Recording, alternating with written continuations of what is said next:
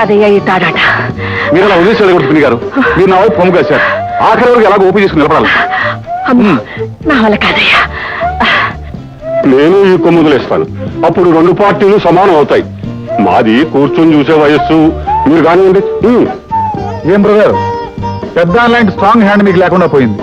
బలాబలాలు తెలుసుకుందావా, లేకపోతే అసలు మాలో మీరు ఎవరితో సమానమో తెలిస్తే?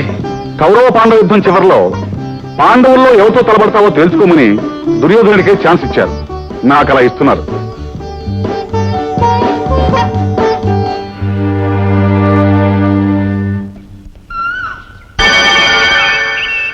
అసలు ఈ ఆట లక్షణమే అంత.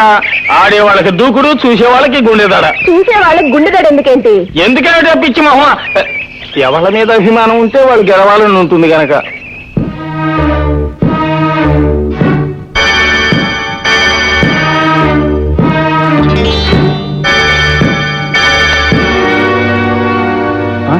చాలా అక్రమం. ఏమిటి?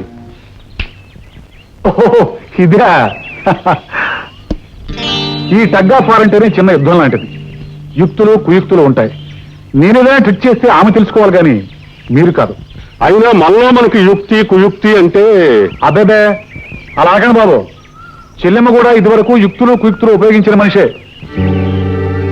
లాగండి లాగండి అమ్మగారు లాగండి, ఈ దెబ్బతో పట్టాలను పారిపోవాలా? అవును, నువ్వు ఇందాక ఏ కొమ్ము కాసావు? ఉమ్మంటే ఆ పక్కన కాశాను, కానీ అమ్మగారు గెలవాలి కదా. అయ్యో! లాగను!